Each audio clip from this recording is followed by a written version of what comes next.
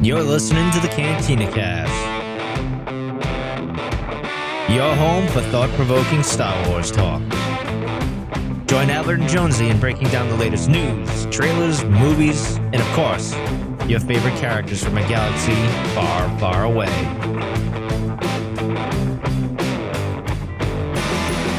Hello, Patreon members. And hey, Chris, how's it going, man? Going well. How are you doing, Albert? I'm doing good. Welcome to this episode, this Patreon exclusive episode. Tonight, we're going to talk about, it's part 2 to prequels and sequels, the final hype. So if you haven't heard the first episode, you probably should listen to it, but though it's probably not required. But the idea here is we're going to talk about the hype that led to The Force Awakens and the sequel trilogy, everything that led up into that, and then kind of come up with a decision about which do we feel like had the most anticipation or had the most hype going into it. And they're very different scenarios in a lot of ways. And some things are similar, but there's a lot of things that are certainly different. So excited to come back and do the second part of it. All right. Before we get started on that, first off, thank you guys, all of you, our Patreon supporters, whether you're listening or catching the video on this one. I just want to say thanks for all your support, your continued support, and especially call out our now part of the tribe members. That's Alex, Danny, Dante, Daz. I've got a Brad feeling, Jackson, Jacob, Josh, Mike, Borda, Rita Reborn, Sharkman Dan, and Uncle Leon. And then our Delusions of Grandeur members. And that is now this is Rod Racing, Steve, and Rob. Thank you guys again for that. Really appreciate it. Let's see. Programming notes. We've got this week, tomorrow, as a matter of fact, is going to be the public show. And so if you have not heard, well, we got to think about that because the show, we were talking about doing the Jar Jar Binks comic, but technically the comic doesn't release till Wednesday night. So we may have to come back on Wednesday and do that, but that'll be the public show this week. It is a one shot. It's written by Ahmed Best, Mark Guggenheim, who we've talked about on the show many times before. Great writer, has written tons and tons of stuff for Star Wars, as well as his Spider-Man run, which I know I talk about every single time, but it was really good stuff. But he and Ahmed Best did this. And so this is that one shot comic where Jar Jar is saved. I don't want to spoil too much, but saved by Kelleran Besk, and we get to see all that. So we'll break that comic down. If you hadn't had a chance to pick it up, we'll kind of make a recommendation on whether or not it's worth picking up. So that'll be this week, and then we'll have another Patreon show on Sunday. Don't forget, Lauren's Low Red Moon is already out. That review for the latest Mike Chen novel. So take a look at that if you can. And beyond that, I think that's it. That's all the business that we got. Let's get into the main show here, and let's talk about the sequel trilogy and, all the hype that went into it. So when we last left off, we were talking about the prequel trilogy, and we went through all the, leading all the way up until the release of episode 1 and what that kind of landscape looked like. And the sequel trilogy, Chris, is kind of different because there were a lot of things that really allowed the sequel trilogy to play in a totally different space, totally different atmosphere, different shape of fandom than the prequel trilogy did. And a lot of that was a lot of the emerging technologies that we had, right? The social media, broadband, these things really kind of changed that. And it changed the way, we talked about Star Wars, the way we collaborated about Star Wars, the way we went to go see Star Wars, the way we consume Star Wars. I mean, everything from physical media transitioning to digital media. I mean, it was an absolute complete change in a lot of ways. And yet some things still did remain the same, like I said at the top of the show. But why don't you kick us off? Like, what were some of the things that were, I guess, that stood out to you after 2005? What was Star Wars like for you? Did you feel like you were in a drought? Did it feel like the dark times? I labeled this time, by the way, and this is something I came up with literally before the show started. I don't know if this is legit or not, but I called it the time of light because from 2005 to 2015, it was very different from that, 1984, 85, all the way up until 90s, early 90s with the Tim Zahn series. So very, very different, maybe not darkness, but definitely light. But what was it like for you during that time? So for me, it was kind of bittersweet because at the end of, episode 3, Lucas had come out and said, hey, that's it. We're not having any more movies in this Skywalker saga that, he famously said this several times, that if you see the 6 movie saga, you understand that it ends at 6, that the story's over, Luke redeems his dad. It ends at 6. That's when the story's over. So it was kind of bittersweet for me. But like you mentioned, we had all this, the technology that was emerging allowed us to still have content piped to us, whether it was, digital content like stuff out of StarWars.com or, maybe other little shorts that we would get from StarWars.com. There was that type of content, but novels and comic books were in full swing. Video games were in full swing. I don't think there was a time between 2005 and maybe 2015 where we had so many Star Wars video games. Not to mention, we had Clone Wars and we had Rebels. So we had kind of that to kind of keep the palette going. Also, there was some excitement around Star Wars Detours, which unfortunately got shelved around 2012. But, we had stuff like, I guess you would call it alternate media, alternate content to kind of keep the flame alive for Star Wars, something that we really didn't have in that dark time between, 1984 to around like 1991. Yeah, no, and I would agree. Like, I mean, just on Clone Wars alone, like it never felt like Star Wars fell off the map like it did back when the prequel trilogy or before the prequel trilogy. It was just there, and the Clone Wars was kind of this natural extension in both versions of the Clone Wars. Right? We had the what was it, Darren Berezovsky or whatever. I can't remember pronounce the guy's name. But we had that version, and then of course we had the Cartoon Network version that would later go on to be Disney and everything else. But that was a natural extension where we were coming off of the prequel trilogy. Beyond that, like you mentioned, we got Star Wars Rebels, which kind of threw us back into the Rebel era, Rise of the Empire kind of thing. And then you mentioned books. I mean, Tim Zahn was like on a tear at this point. I mean, he'd already done a number of books already, but he had the Scoundrels book that came out. I keep trying to think of the other ones off the top of my head, but I think for me, I was really into a lot of the reading because that's, we didn't have movies, but we sure as heck had a ton of books that were still being cranked out. And then we started treading into the era of the Old Republic, which is what has always been my favorite. I mean, I was always fascinated by that ever since, Kenobi utters that line like for 1,000 years, the Jedis were defenders of the galaxy.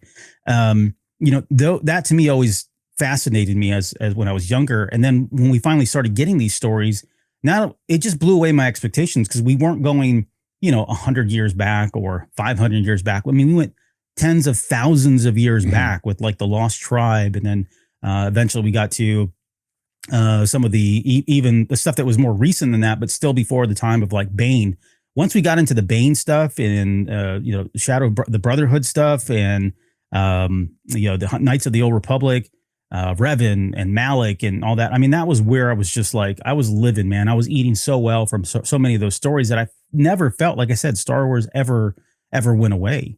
Eventually we would get to, as we got closer to that Disney purchasing era, we were getting stuff like Plagueis and Kenobi and Tarkin, Sith Lords. I mean, there were some books in there that, were very much even on the borderline of having been canon versus non-canon. And yet we still see even today, a lot of the story elements and things that were brought up in those books have been used in some of the more canon stuff. So it just naturally kind of, again, never fell off, but then it was a very blended kind of time as well. But I did mention earlier, like a lot of this was because of the information age that we were birthing at around 2005. Broadband was out. We were getting download speeds of like, 1.5 megs per second, which doesn't seem like a lot these days, but, video was tiny back then. Right. Exactly. Yeah. So we were able to get, consume media, consume trailers, fan made videos. I mean, you think about like, was it Troopers? Was one that came out and, towards the late 90s, early 2000s, maybe, or somewhere around there. That was out there and other people were starting to make stuff. By the time we got to 2005, that was the year that YouTube came online.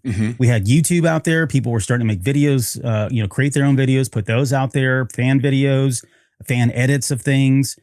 We had social media at that time around 2005. We had MySpace, which was really huge, of course. And then you had this, up and coming social media platform called Facebook that was, exclusively to college kids. And then 2 years later would open up to the public. And that really just kind of blew things open because now you had tons and tons of people able to talk about that stuff while all that was going on too, you could go to tons of websites. And we talked about the force.net as being still around at this time. There were message boards that were popping up, were still very popular. I mean, you can still find them today. They've kind of evolved into like Reddit and some other things now. But back then, before Reddit, there was message boards out there and you could join tons of these things and just be able to talk to anybody about Star Wars. And if you weren't doing that, then you also had like ICQ and AOL Instant Messenger and what was the other one? IRC, Internet IRC. Relay Chat. Yeah. And so you were constantly connected and it started becoming more of a global thing, right?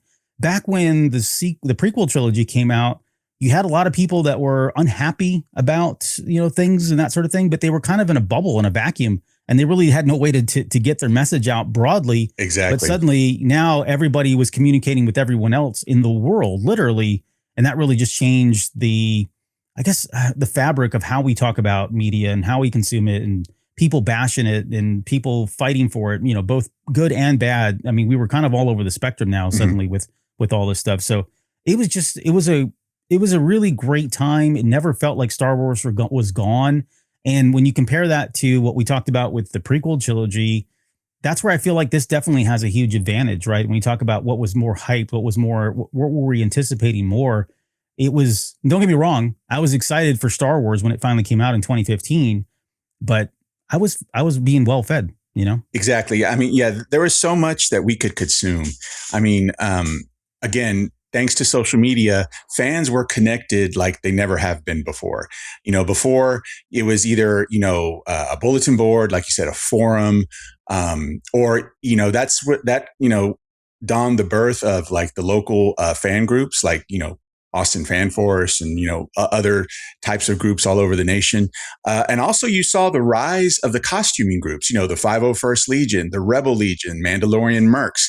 During that time frame, probably I would say not necessarily around the time of episode 1, but definitely post episode 2 to post episode 3, those costume groups really took off and really gained a lot of popularity. So, all of that kept the Star Wars flame lit and it was burning very brightly. Again, we had the cartoons, we had the novels, the video games. You mentioned Old Republic. All those video games that came out. Also, what was I going to say? Oh yeah, the comics, novels, video games.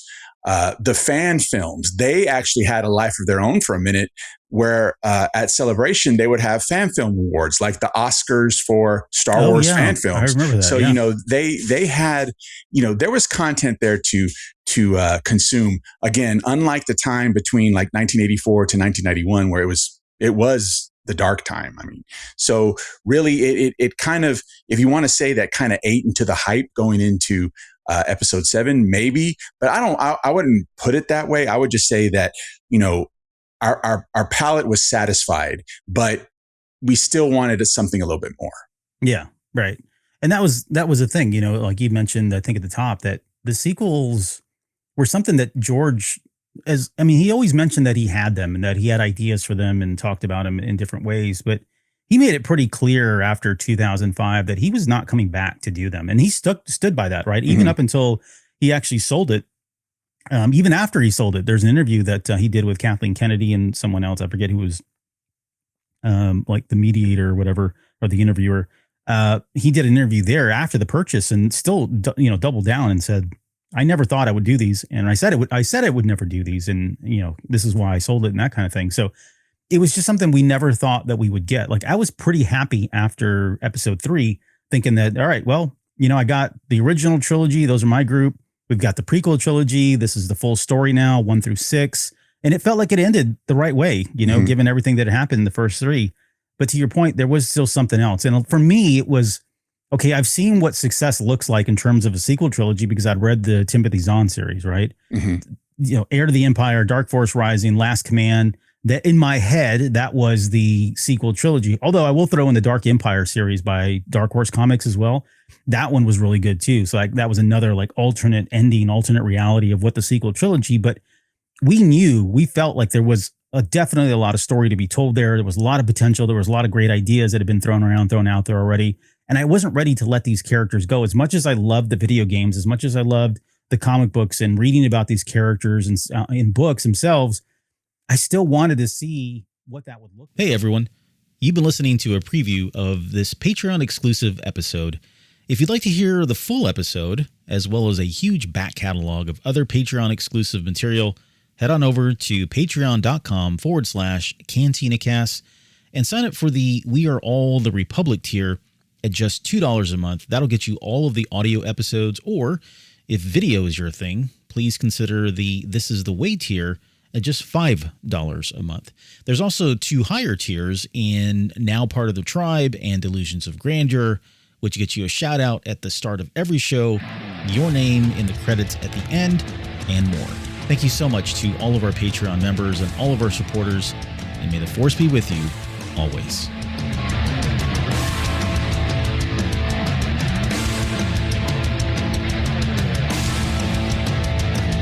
You're still listening? Wow. That's amazing. Well, I'm here to give you the disclaimer. Normally we do a big, long, drawn-out disclaimer thing saying what's what and who's what and all that other stuff, but I think you guys kind of know that Lucasfilm and Disney have no affiliation with us at all, and we have none with them. We talk about Star Wars, which is their property and all that other good, fun stuff, but I think you can tell which is our stuff and which is their stuff. If you can't, well, then send a lawyer to send an email to me, and I'll be glad to chat with them. Other than that, you know what's what, so that's your disclaimer.